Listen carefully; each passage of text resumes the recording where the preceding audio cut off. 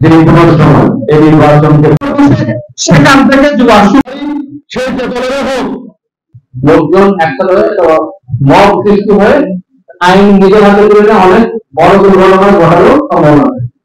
আপনাদের যে অনুরোধ করবো আপনারা কেউ নিজের আইন হাতে তুলে নেবেন না, সাথে সাথে পুলিশকে জানাবেন, পুলিশ আইন ব্যবস্থা নেবেন।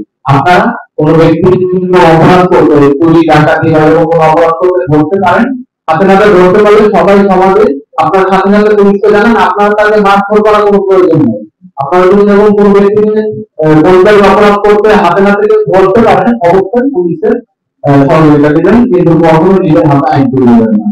এই টমটম বা ব্যাটারি চালিত রিক্সা এগুলা দেখা যাচ্ছে, আমরা আশা করি এখানে আমাদের সমাজে সকল স্তরের মানুষ আছেন, এখানে আমাদের টমটম ড্রাইভার যেমন আছেন, আমরা অনেকে আছি যে টমটমে চলে বা ব্যাটারি চালিত রিক্সাতে চলে, আমরাও করি, আমরা এই যানবাহনের সুবিধা ভোগ করি। আমাদের অসংখ্যতনা করা হয়েছিল এবং কথা হয়েছিল।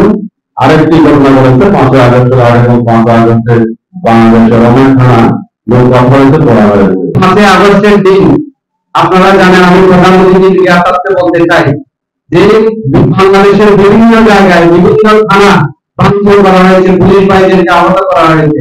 পুলিশ বাহিনীর কি দোষ?